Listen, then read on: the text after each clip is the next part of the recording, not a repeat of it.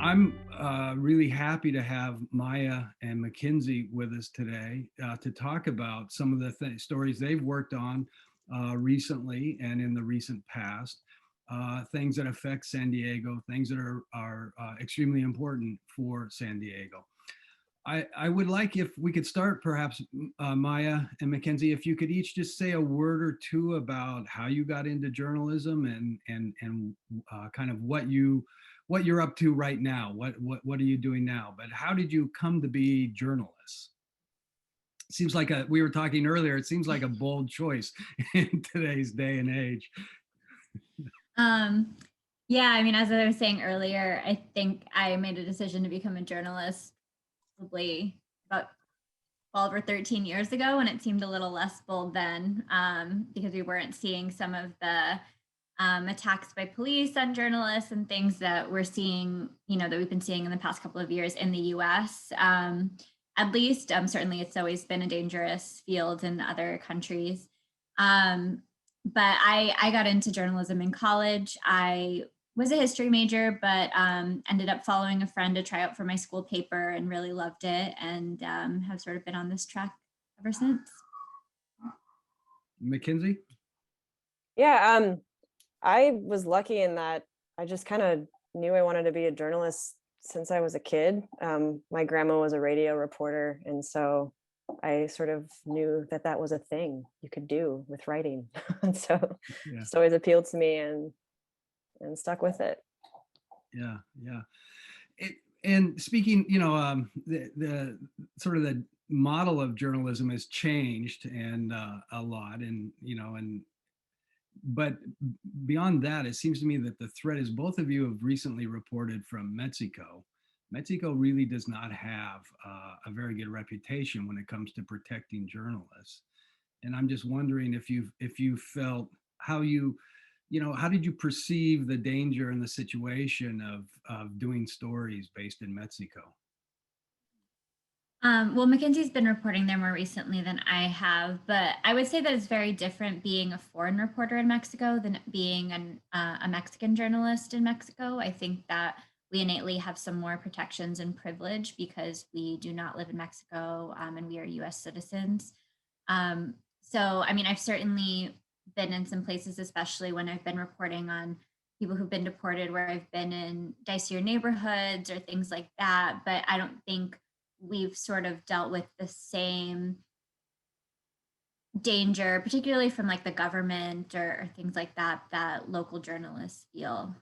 Um, we're certainly sensitive to it. But, I just think that we have a different sort of privilege being US citizens when we report down in Tijuana than Mexican journalists have. So we sort of innately have more protections. Yeah, Yeah, anything, MacKenzie? I would agree, and I would just say that it's really important to note, like, to be aware of that that privilege, and also just really defer to Mexican journalists who know way more about how to report there and the country and the culture, and to just really respect that, and just also be careful yourself and how like your awareness of exactly those things and how you do your reporting. It kind of affects it in that way. Yeah. Well, it's extremely interesting. I think it's courageous to do that.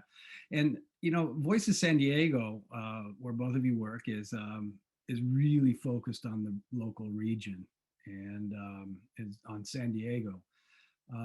But Maya, not that long ago, you decided to report from Honduras. And so what made you decide to go there, and how was that?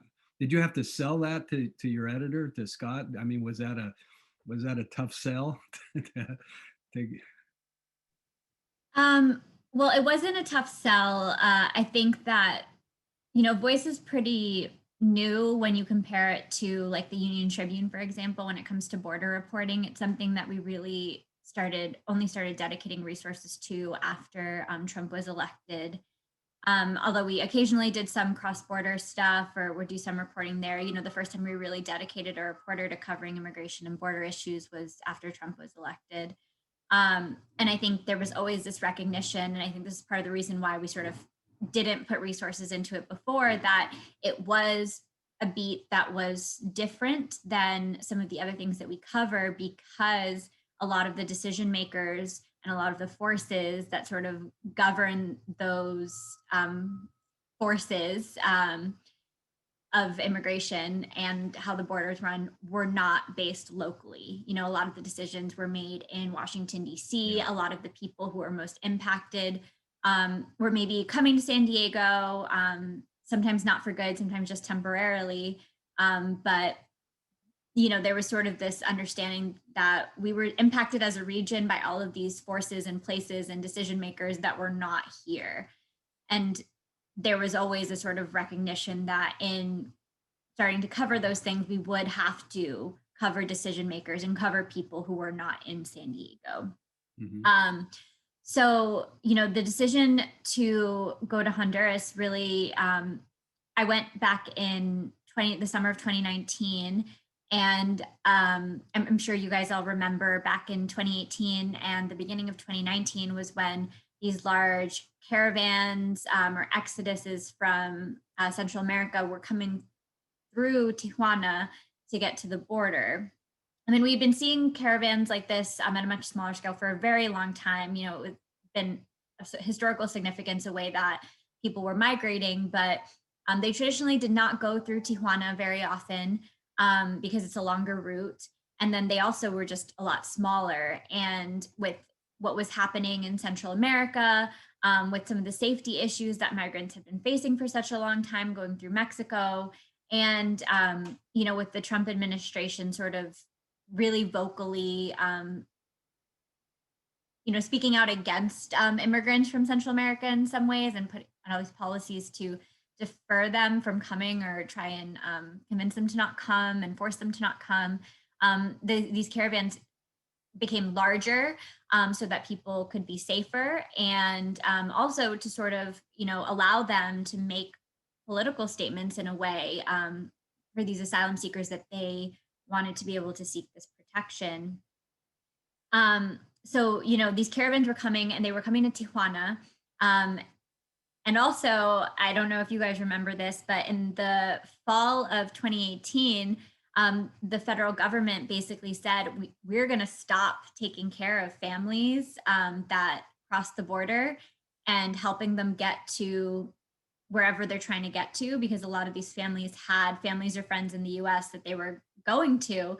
And ICE had traditionally sort of like helped them with that transportation process. And they just said, we're going to stop. And so we had a couple of months where there were families just being dumped in San Isidro, like families who did not speak English, who had made this long journey, who were very vulnerable. And so the city of San Diego and the county of San Diego started making actual, you know, commitments financially and resource wise, along with a lot of local nonprofits, to create a shelter for them and to help them get to their final location, because the federal government had stopped doing that. And San Diego already had this very large homeless population that they did not want to add to.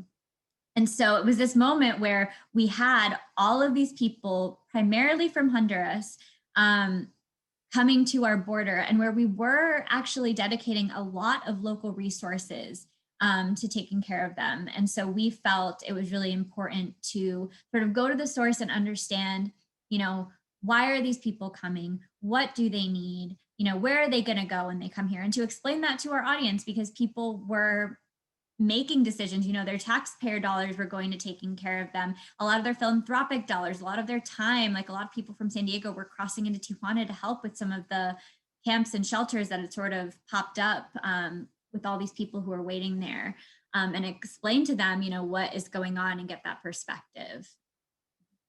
Yeah, yeah, thank you. VIA is really, I think, has worked on these issues a lot. So some of the people, particularly the leadership of VIA, is very, I think, familiar with these issues. And but it is, I think, you know, Voice really did a great public service in trying to humanize it, but also to explain it to a significant degree. so what kinds so you decided to go to Honduras because that's the origin of the caravans, and then what did you find there? How long were you there, and who were you talking to, and what kinds of conditions did you experience? So I was there for, I think, just under 10 days. It was a very intense trip. It was at a time when there was a lot of unrest related to the government. And so there were nights where I couldn't even go out in San Pedro Sula because there were people who were like setting fire on the streets. And the people I was staying with were saying it was very dangerous. I actually made a decision to not stay at a hotel or anything like that because a lot of the places where a lot of foreigners were, a lot of the places that sort of represented, I guess, wealth and like sort of the corruption of government in that way were targets. A lot of stores in the main areas were being looted. So it was an intense time to go down there. I think things are always, you know, not rough, different down there. You know, there's always a lot of poverty. There's some violence in some of the communities that you're reporting on when you're reporting on people who are fleeing. But there was definitely some like mass unrest related to the government that was going on at this point. There had been some recent corruption allegations that had come up about the president's family and some US court filings, like criminal complaints, and just the level of corruption had kind of tipped a lot of people over the edge. And so there were a lot of like whispers of a coup and things like that going on, which didn't actually end up happening at the moment. But yeah, it was interesting. I tried really hard to get a lot of different perspectives. So I spent some time in some of the more like urban parts of San Pedro Sula that would have some people who were fleeing from gang violence. And then I also tried to go to some more rural areas where people were, leaving because of economic issues and, and actually, climate issues, which were then leading to economic issues. So, I mean, I'm sure you guys all know this, but a lot of people were fleeing poverty and then violence that was inflicted or threatened upon them by both gangs and, oftentimes like actors in the government themselves. And that is certainly something that continues today. And I think actually is worse, even though the numbers have been a little bit different just because of border policies. But I think the pandemic, and then there were 2 hurricanes that hit Central America in 2020 that, have sort of exacerbated the situations that people were already in. Yeah. Yeah, it really seems like it's continued. I'm sure there are currents and, waves in the pattern, but it's continued to be a humanitarian crisis. The Voice of San Diego also, you guys have reported on the research done by Tom Wong at UCSD, who recently released a report arguing that the notion that there's a new crisis at the border is a false narrative. That's not the story, actually. Could you talk a little bit about what his research shows and what you guys reported about that? Mm-hmm. Yeah, so I'm sure, again, you guys have seen the media reports and the Biden administration talking about a surge at the border, particularly of unaccompanied youth. And Tom Wong basically argued that, so there are seasonal ebbs and flows and increases and decreases every year with migration. A lot of it has to do with climate and when it's easiest to sort of get through certain parts of the border, like when the desert isn't deadly hot or things like that. So we often see increases at the beginning of the year, also because it's related to when people are able to leave, when they might get some money to be able to leave. So he was saying that this increases actually reflect those seasonal changes plus some pent up demand from people who had not been able to get through before. So, in 2020, the Trump administration, because of the pandemic, started using this policy called Title 42, which basically allowed border officials to immediately turn back anyone who came to the border, including asylum seekers, which they could not do before. Before, they had to take them into custody and process them. And now, because of the pandemic, they did not have to do that.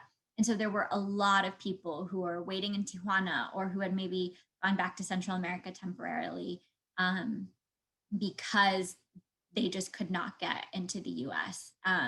So those were the two things that Tom Wong had pointed out. And additionally, there are also some issues with the data that Customs and Border Protection collects, which is particularly problematic in the current climate, where Border Patrol has been able to just, turn people back so quickly. They don't distinguish whether they're counting a person multiple times. So if in 1 month someone tries to cross, gets sent back, decides, I'm not safe in Tijuana, or I just can't make it work there, I'm going to just try again, they'll get counted twice in 1 month. They won't get counted as one time. And so that also sort of distorts the data. Yeah. So, and then you've written about the attempts to terminate the Remain in Mexico program and complications that have arisen from that. So why is that complicated? Why not just stop it and go back to the way things were before? Well, part of the complications is that the Biden administration sort of only conditionally ended it. They have only started taking certain people, and at certain moments. I think the administration's reasoning is that they don't want to be overwhelmed with a bunch of people who have been waiting in Mexico for a very long time. Then there are also a lot of people who were enrolled in the program and then for some reason missed their hearing and or were denied asylum. And if you guys are familiar with the program, there were lots of reasons why people missed hearings.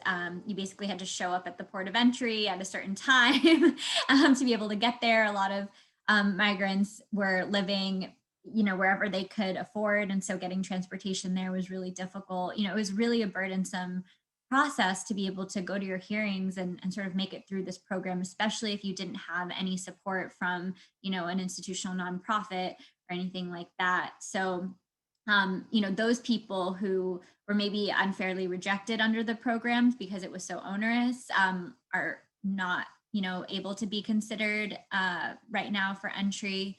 And they're also prioritizing families. And there were also other issues. So the Remain in Mexico program was predominantly for Central American migrants. There are also a lot of Haitian migrants and a lot of migrants from African countries, that particularly like the Congo right now, who are also waiting in Tijuana because they have not been able to cross, and they still have no way of getting through and seeking asylum, even though that program had ended. Yeah. So, it's shocking that the president would do things for political reasons, but I guess that's the bottom line here. Yeah. And I think, recently we've really been seeing that a lot of Biden's campaign promises on immigration and the border, that he may not be following through on them. Yeah, I don't know if you guys have heard about the refugee cap thing, which is the most recent debacle, but so we're sort of seeing that they are not quite unraveling policies that the Trump administration put in place as quickly as people would like, and are not really looking at reforming things in the way that I think people were hoping. Yeah, I think people are a bit disappointed because there's also that eminent domain case in Texas where he's still letting the federal government take property that's on the border for purposes of constructing the wall rather than terminating those lawsuits. And I think a lot of us are kind of disappointed with that. Let me shift gears a little bit and try to get MacKenzie into the conversation here. You both have written about Tijuana River, but I was really I was fascinated in some of the reporting that's come out recently about efforts to recycle the water, and I don't know anything about water recycling, but the Tijuana River wouldn't be my first choice of water to recycle, given the contaminants that it contains. So tell us a little bit about that and what some of the issues are around recycling water Yeah, from the river. that story kind of popped out to me at a public meeting between just kind of all the stakeholders. The IBWC, which is the like international but U.S. federally run kind of agency that manages the treatment plant at the border, they're sort of responsible for controlling this issue, like by treaty and congressionally so, and just don't have the money or the staff or the capacity or the will, whatever you want to say, to do it, it seems, for the past few decades. And so I was watching this meeting, and a couple, like during the public comment, like a couple of spokespersons from companies that are interested in recycling the water piped up and said, hey, we have this plan that we have this technology that can basically zap all of the bad stuff out of the water, if you're, because if you're interested in pursuing this. And I think why they chimed up, and I forgot to mention, is because quite recently, due to the screaming from San Diego local governments, Congress has designated $300 million in the new US-Mexico-Canada agreement for basically this issue to help solve the Tijuana sewage problem. And so that piqued private interest. Companies like wastewater treatment, wastewater recycling programs, companies, they would see like an opportunity there to perhaps be the contractor to build something to use to reuse the river water. And so I kind of just jumped on that idea as a story, because there were actually two different organizations, one from the US side as a private company and one from a kind of like think tank on the Mexican side, both proposing to do the same thing with this water. And increasingly, it seems there's more and more water. Like, it's a seasonally dry river, meaning like in the summertime, the river doesn't really flow unless there's a lot of sewage, which has been the problem lately more and more. It's much more raw sewage in the summer, but then in the winter, when there's rains, there's just a ton of water flowing through. And so they see this as an opportunity to perhaps capture that water and use their technology to treat it for reuse on either side of the border. So according to Mexican law, the water would belong to the Mexican government as long as it's in Mexico, right? About that? It's kind of nuanced. I mean, technically the water belongs to the people on both sides of the border, but in Mexico it's a lot stronger, more of a state control or public control of the water. But they do make concessions. For instance, they make concessions, just like in the US, to farmers to use water for irrigation, etc. So but there's less of a like private industry voice on that side of the border in terms of using that water for recycling. There's different kinds of steps that have to take to do that. So I mean, you've reported on the environment for quite a bit. Is this a good idea or a bad idea? I mean, set aside the fact that it sounds like there's just some money interests that see, a way to make some money off this. But in terms of the environment, I mean, we need water, right? And recycling water is a good idea. Is this something that you think would be beneficial? I mean, recycling water is probably a good idea, right? It's just a question of, and I wrote a story about this too, of just like what's in the water and do we know how to treat the pollutants in the water. I talked with some experts who said, there's sort of like a perception that the Tijuana River is full of like toxic sludge, like industrial waste, chemicals and all this stuff. And while there is no really great and constant monitoring program of the water, like no one's testing it on a regular basis because it's very expensive and time consuming to really find out all of the different contaminants. It's mostly like biological or like toilet sewage, and not necessarily a bunch of like chemicals that would kill you once you drink it. So there's confidence, I think, and that's why these companies are interested in recycling it, because they feel like they have the capacity to take on that risk and be able to treat the water well enough. And honestly, I mean, San Diego is doing that right now. They're building, spending billions of your ratepayer dollars to recycle sewage water into drinkable water. It just takes money and equipment. So yeah, I mean, San Diego's water comes from Central Valley Project and the Colorado River, and we're at the very, very bottom of both of those sources. So the water we're getting has to be treated, because it's who knows what goes into it throughout the course of the riverway. Yeah. And I forgot to mention that the Colorado River provides most of the region's water. It provides like 90% of Tijuana's water, which is kind of concerning because they're really at the bottom of the chain there. And just recently, there's news coming out right now that the Lake Mead, which is the main reservoir behind the Hoover Dam, is like at an all-time low, like since the 1930s. There's just too much. The Colorado River is being used too much. It's not being replenished at a fast enough rate, climate change, all that. So there's really pressure to look for local water sources. And it seems like, people are looking at like millions of gallons a day water flowing through the river right to the ocean. They're looking at that like, maybe we should rethink this.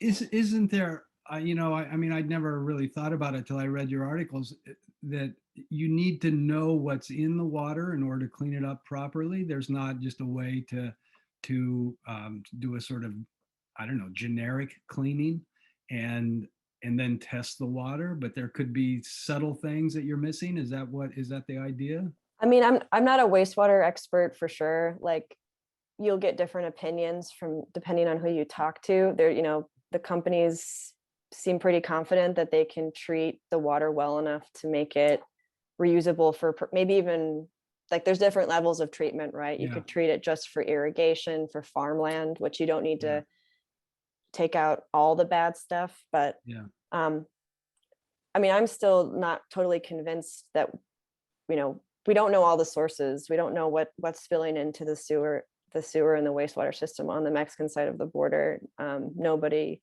really does, I think, but I'm still kind of pursuing that question because it's hard to know the sources. It's reminiscent. There's been a narrative out there that a lot of the pollutants in the air and in the water are generated more by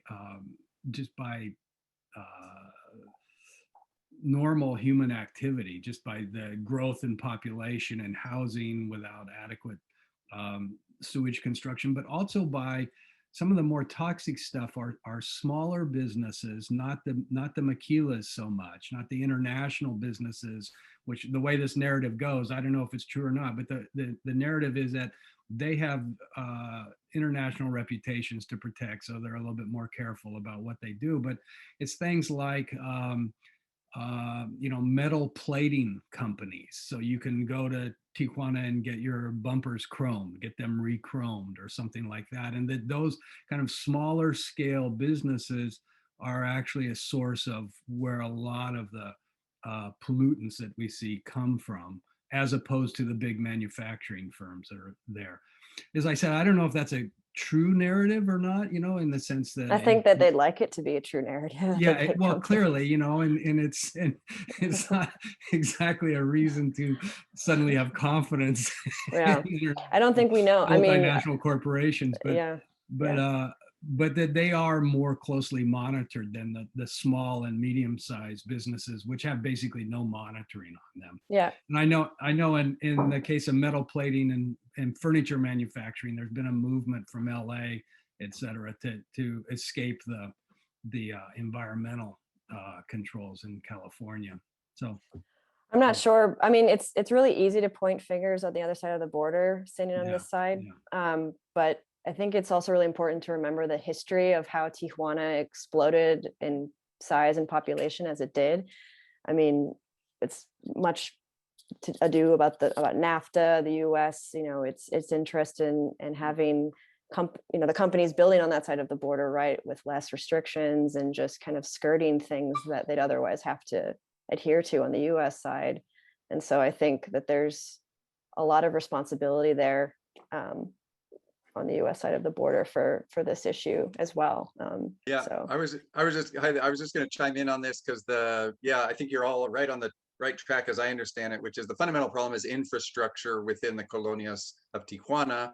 You know, 2/3 of the Tijuana River watershed's on the Mexican side, so water flows, you know, downhill. And these colonias have been built out over these decades of massive explosion of the Tijuana, you know, metropolis. And there is not the infrastructure, neither the physical infrastructure nor the legal infrastructure to, like, you know, zone things, right? There's a commercial zoning and, you know, residential zoning. Well, no, I mean, people are running all kinds of businesses, in all kinds of places. And so, again, the water simply flows downhill. And for several decades, my understanding, we had Dave Gibson of the San Diego Regional Water Quality Board. I don't know if you've interviewed him, MacKenzie, but, you know, nobody knows more about this than Dave, in my experience. And his observation when we chatted with him was that, you know, that for decades, the strategy has been to try to assist Mexican authorities in building out this kind of infrastructure so that there wouldn't be so much contaminant flow. But that just hasn't yielded results. And so now the strategy is much more about expanding capacity to address the problem on this side of the border, like by building another water treatment plant and engaging in these kinds of water treatment strategies, which really says we're just going to continue to get water off these hillsides. How can we, you know, deal with it here in the United States? Is that some of your takeaway? Yeah, I mean, I think that's what's really important to pay attention to this process the EPA is embarking on, because they have 10 projects proposed to do, like, that could happen if we had all the money in the world. 300 million is really not a lot, honestly, when you like lay it out. It is a lot if you want to fix infrastructure on the Mexican side. Like, if you took that 300 million and threw it at just like fixing the Mexican infrastructure, I would be very interested to see what percentage that could actually, achieve, because historically the challenge there has been to see that it's used in the way it was supposed to be used, to be frank. Sure, so but I think, and I think I'm learning about this. I'm very new to the area, but I think there's also, I'm surprised at the kind of lack of information sharing between officials on both sides of the border. There seems to be a very big lack of trust, which I understand there's, large history and such, but like, what a better way to start bridging that now somehow. I mean, through a new, I don't know how that would look, but I kind of got off topic there. No, you're right on topic, actually. Just the last chime in. The other part of this, every time there's a change of administration in Mexico, a change of political party, you basically start that conversation completely over. So continuity across conversation is incredibly difficult. And so that's part, and then, even getting all the various actors here in the United States, who are so many different stakeholders down there, right? To get them to share a strategy is one thing, and then trying to get them to share a strategy is really complicated and difficult, like you're reporting. Yeah, it's super complicated. I mean, just this morning, the Voices morning report had a little news item that the EPA has this 300 million, and they don't know how they're going to spend it. They don't have a plan to spend it, which struck me as odd. It's not like this is a problem that suddenly appeared. Yeah. So my understanding of that is there is that water treatment plant down there off Monument Road. It's on the south side of Monument Road. If you exit Dairy Mart Road, it turns into Monument Road, and it's right there. And they know exactly how many gallons they're able to treat with that plant.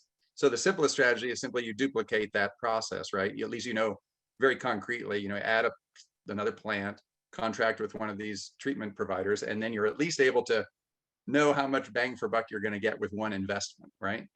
So it wouldn't address the overall systemic problem, but it would address problem in a very concrete and quantifiable and direct way, right? And certainty of outcome, I think a lot of the people like Dave and others have been at this for a long time. And so they're kind of grasping at anything that delivers any deliverable that they could actually count on, you know? That's some of my perception of it. But I don't understand why they haven't figured out what they're going to spend money on yet. You know, that's they are in, it's like a long process for them. They have to do an engineering study. They have to do a NEPA, like an National Environmental Protection Act scoping. You know, they're doing that today. Actually, they're going over their permit for, I think they're actually moving faster than than they normally would. And I think that's partially due to the fact that there's been so many studies of this problem. Like, they have a lot of information, and I think that they are moving towards a solution. It seems. I don't have any reason to believe that they're not going to spend this money on something. But it is my understanding is just there's so many. There's county, there's city of San Diego, there's state of California, there's International Boundary and Water Commission, there's Environmental Protection, there's California. They're all and those groups are all standing on the same side, it seems, at this moment. So at least they have that continuity. That's been kind of herding cats is getting getting all those folks to go in on a common strategy. That'd be a huge step forward. Yeah. Well, and then the other problem that somebody was pointing out is that if you fix the infrastructure in Mexico, 5-10 years down the road, it needs repair again, and there's a lack of federal monies to maintain it. But which is not, I don't know how you deal with that. It's not a reason not to do anything, but it is an added complication. Well, anyway. One option would also be to ask private companies who operate on the other side of the border, foreign companies, to invest more in environmental stewardship. Like, that's been raised. Why all on the ratepayers of Mexico to have to support this system that was never properly put in place in the first place. So I haven't heard that raised yet. I mean, in a EPA meeting. So In case there are any folks who want to follow up on this, I'll put in the chat room the link to the Tijuana River National Estuarine Research Reserve, whichever they have the advisory council. You can just scroll down this page and look at all the lists of logos to get a sense of how many parties are involved in this conversation and how complex it gets so quickly. I'll do that in just in a minute. So, and I'm going to shift gears again here because we're starting to run out of time a little bit, but to talk about Barrio Logan and their planning process. And MacKenzie, you've also written about that recently. And since VIA's offices are in Barrio Logan and has a really strong connection to the community there, both through the Chicano Park and through just community activism. There's an interest, I think, on the part of a lot of people in what's happening with this issue, this debate about over environmental justice and how a community plan can be drawn up that will address the environmental needs without killing the economy, I guess is the way to put the way the debate has been shaped so far. Could you talk a little bit about that? What's happening with the new community plan and who the players are and what the obstacles might be? Sure. Voice of San Diego actually has been historically really good at covering this issue. So I'm sort of, again, new to it, but trying to kind of bring, I guess, a new set of eyes to it myself. But it really is the same effort brought once more to the community planning group, this problem between balancing industry, the needs of residents, and like this history of redlining, of kind of the government sort of and industry kind of railroading what people who've lived there for decades want. And so there seems to be an agreement. There not seems to be, there is a written and signed memorandum of understanding between the shipbuilding industry, the community planning group in Barrio Logan, and the Environmental Health Coalition, which is this advocacy group. It's been very, very involved in everything going on in Barrio Logan, on a specific land use map that they have. Like, everyone has agreed how, the businesses that exist on the map will like stay there, they'll be grandfathered in, but the uses will change in the future to protect residential spaces and separate them from like new industry or opposing industry. So that map has been agreed upon. What's new, it seems, is this sort of extra ask by the Environmental Health Coalition now to also have this plan, or for the community planning group to push the city to like for an affordable housing, kind of inclusionary housing zoning ordinance. For they want 60, I think it's, I'm trying to remember now my own story, sorry. I think it's 30% affordable housing. Any new project should include that percentage of affordable housing, which is 20% more than the rest of the city is required to do. So they actually have a meeting, it's either tonight or tomorrow night, to vote, I think, the community planning group on both of these things. So that's where we're at right now. So if I understand correctly, then the issue is the MOU that exists is not going to affect any existing business. So if there are environmental problems, they're not going to be addressed in this way through. That's how I understand it. I haven't been able to really drill down into the like each exact plot to know if something is being flipped or not, like if there were agreements to let some businesses go, but it's my understanding that things will be grandfathered in, as far as I understand. And there's already one business that's calling attention to that they're upset with the plan because they won't be allowed to expand. The plan does allow businesses to expand 20%, I think, by 20%, but no, not beyond that. So that's one issue that they have. Do you know, does it do anything about the issue of the big trucks, the diesel trucks that throw out a lot of air pollutants?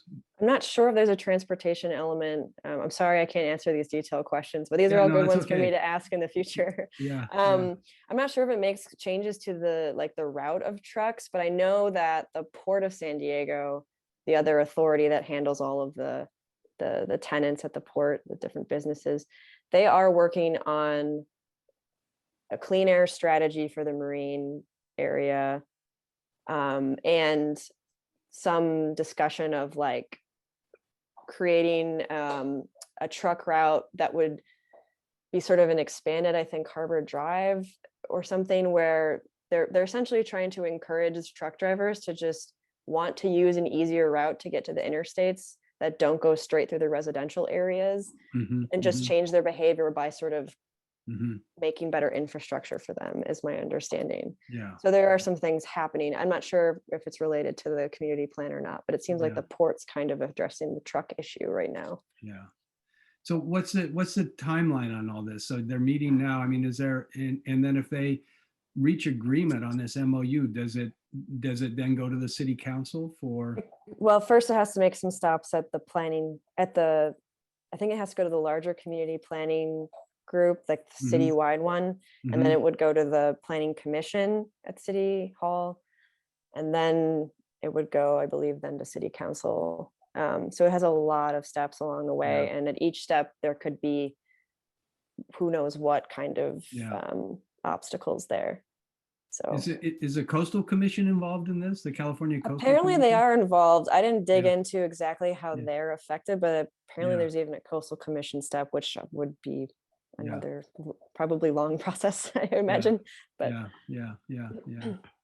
well, good. Well, so we'll keep an eye on that. I think that people, certainly VIA's offices are right in Barra Logan, and other people live in and around that area, and it'd be good to see what happens there. So I think maybe we can open it up for questions from the audience if there are things that people have. Yeah, and there are a couple of questions I'll quickly lift up. One is about unaccompanied minors hanging out in Tijuana now. What kind of services, help are they receiving? That's a complex question, and we have some folks in the room who are in fact on the ground in that space, working with this population. But Maya, if you'd want to do you want to comment on that from your, or MacKenzie, from your journalistic perspectives? What are you seeing about the conditions of young folk arriving presently at the San Diego-Tijuana border? I mean, I know that there are organizations in Tijuana and some cross-border organizations that are trying to provide assistance and shelter and things to unaccompanied youth and others who arrive. My general understanding, though, is that there's definitely like a supply and demand issue, especially in the past several years with the need in Tijuana of migrants and, now specifically unaccompanied youth, and like the quantity of, and funding for services and organizations there who can serve them. But maybe there's someone here who is working on the ground there who can speak a little bit more to that. Well, and I'll poke in here our plug. We are supporting organizations that are working in providing meal services and standing up kitchens and food security kinds of initiatives in Tijuana, specifically working with three populations or three organizations, a migrant shelter in Playas de Tijuana called Casa de Luz, Centro de Familias y Madres y Familias Deportadas in the Plaza Chaparral area, and then also the Juventud 2000 shelter, which is just across the bridge there. So Robert Vivar and Aida Amador is the coordinator of our Via Migrante program, which is intended to build out some of the capacity of some of these specifically migrants who we believe will end up being in Tijuana. Many people arrive with the expectation that they'll get asylum, but they end up having to make their way in Tijuana. And so our initiatives are specifically aimed at addressing the needs of those who determine whether through because they come to seek asylum and that effort is thwarted, or because they're deported to Tijuana and determined to establish themselves in Tijuana, to build out the community in a community development strategy, which is VIA's expertise. The capacity of these communities and leaders to sustain their own efforts. Aida, Robert, I don't know if you want to comment anything additional to that. Any update you want to give, or? Robert, do you want to do it? Sure. We just recently begun another one of our workshops at 2000, who at the moment is housing approximately 103 persons, which about 50% of them are children. And basically the workshop is a nutrition program on preparing nutritious meals at a very low cost. And these are provided once a week. We're also just completed a program with Madres y Familias Deportadas, which was the same type of program. And also with Casa de Luz. The remarkable thing about the Casa de Luz program is that they have taken on the responsibility on themselves of providing meals for the migrant camp Esperanza at the Chaparral, providing breakfast and dinner. They prepare approximately 1,000 meals in the morning, 1,000 in the evening. And that's another project that we're working on to provide support for their meal program, also which is part of the TJ Kitchens. Thank you. And so that Migrant Kitchens campaign, kitchenstj.com, is part of our larger initiative Via Migrante. I'll just put the link here in the chat room if you'd like to click through and read more about the larger strategy of community development. That, again, we're taking this model of community development proven by Via's decades of work in Baja California and trying to bring that model into the migrant population and deportee population of Tijuana presently. So thanks for your query about that. I do want to turn to the other question. Larry Herzog, thanks Larry for joining us, has lifted up. It's kind of along the lines of a follow-up I was going to make. I'll try it, and Larry, if you want to chime in. But the question of the Biden administration's response, how much of it is the Biden administration not keeping its quote unquote campaign promises, and how much of it is that the Biden administration simply having to build out some capacity that was basically decimated during the Trump administration, right? I know I got a call from somebody, they're trying to open more shelters for unaccompanied minors because they don't want to be admitting all kinds of minors unaccompanied into the United States when they don't have the capacity to house them in a humane way. So how much of the Biden administration's failures so far are simply the realities of having to construct a system that was under constructed willfully during the Trump administration, legal, human capacity, physical capacity, and so forth. And are we judging the Biden administration a little too harshly, as they're just getting their feet underneath them? Well, first I want to say that we've seen surges or moments in time when there's been large numbers of unaccompanied minors before. We saw it during the Obama administration as well in 2014. I don't know if you guys remember there was actually an attempt to build a shelter for unaccompanied youth in Escondido a while ago, which was shut down by the city. And then I actually remember I was working at the LA Times at the time, and I had to cover a bus of unaccompanied youth who were they tried to send to I think Marietta. Yeah, Marietta. And they had to be turned around basically because people didn't want them. So, those are realities, and, there's certainly stuff that the Trump administration has done, but these are also things that have just constantly been happening. Like these are realities that have been at the border for a very long time. So I don't know. I sort of think that judging all administrations critically when it comes to immigration is something that's really important, because it is something that really hasn't been addressed by any administration in a very, very long time.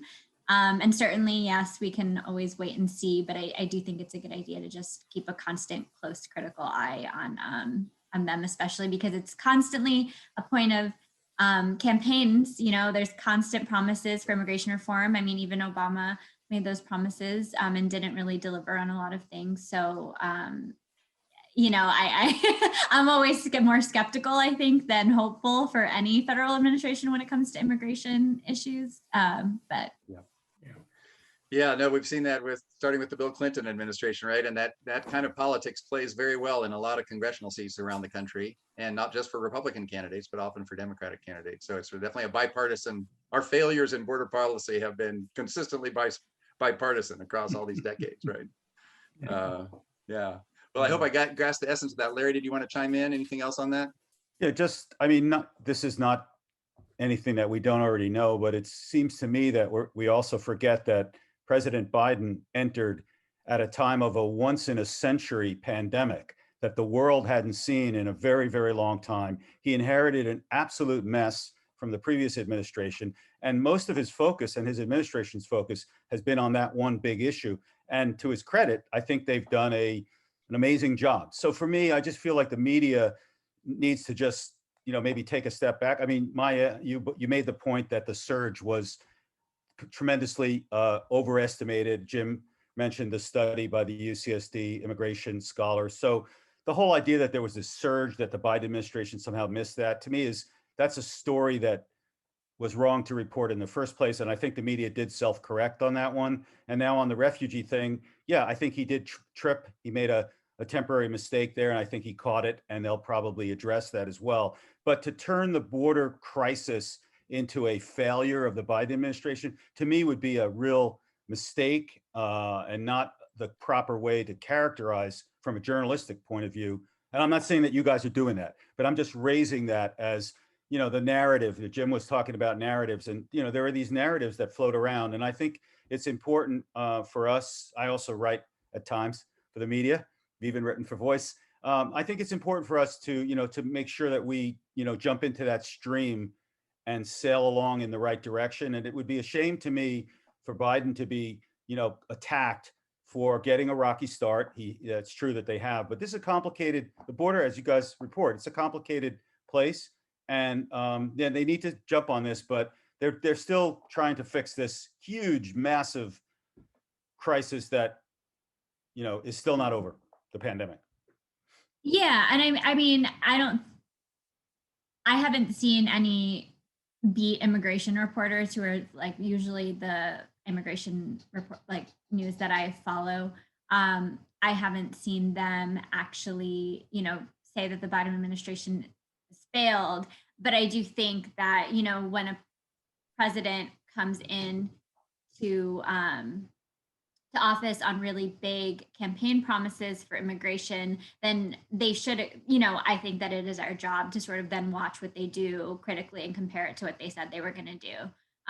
So I think that is, that's acceptable. I would agree that classifying it as a failure just of that administration is incorrect. It's a failure of many administrations. But I would push back on, I think it's like always our job to, keep a critical eye on people in power. I did see an op-ed essay today. Sorry, John. No, please. There was an op-ed essay either in the LA Times or one of the local I don't know if it was the LA Times or the Washington Post, there was an op-ed essay by Gustavo something, which basically was very, very hard on the Biden folks related to the border, talking about the refugee numbers. And again, I felt like that was escalating the level of criticism above where it belongs and creating this sense of impending failure where I felt that was premature. I don't know if you know the piece I'm talking about. I'm pretty sure it came out as an op-ed today. Thank you. Thanks for that. Yeah, well, and as you all opened the conversation, it's a complex problem that isn't just, there is no solution, quote unquote, at the border. This is a problem with deep roots in, global migration and, Central America, the dynamics on the ground in Central America and in Southern Mexico, we didn't even talk about. Robert has been visiting with families from Michoacan, a large number of people arriving from Michoacan for all kinds. I mean, these are problems with deep roots in many different, local dynamics and political demographic dynamics on the ground throughout this entire, the Western Hemisphere, really, and abroad. So yeah, the idea that there's a quote unquote solution at the border is one of the narratives that I've always, it's always, graded on me, because ultimately the solution isn't, quote unquote at the border. It's creating, meaningful pathways, as we say at VIA, right, to livelihood for people in places so they don't have to migrate, as well as being able to assimilate, quote unquote, incorporate people into the body politic of our country, right? And that's not everybody's desired outcome. It's not the best outcome for everybody to end up in the United States, right? So anyway, this is a lovely conversation. I'm gonna kind of try to cancel the spotlights if I can, just so we can all join with a big round of applause for our guests, Maya and Mackenzie, and especially a thanks to Jim Gerber for facilitating and hosting such an excellent conversation. Maya and Mackenzie, Jim, please. Yeah, I just wanted to say personally, thank you, Mackenzie, and thank you, Maya, for taking time out of your busy day to be with us and to talk about these issues. It's really, I think, useful for us, and appreciate it greatly. And thank you. Yeah, thank you, Maya. Thank you, Mackenzie. And next week at this same time, Tuesday, 12 noon, we'll have more of an open forum style conversation where we'll look back over the last couple of weeks of programming, including the topics that were raised today. And we'll kind of pool our wisdom. So I see there's just a tremendous amount of wisdom here in our own Zoom room. Thanks for your contributions. And so please join us next week if you'd like to continue and extend the conversation. And if you're not yet on our mailing list, drop us a line at VIA International and we'll add you to this Tuesday 12 noon series. For now, that's it. Thanks for joining VIA Voices, and hasta la próxima. We'll see you next time. Thanks so much. Gracias. Thank you.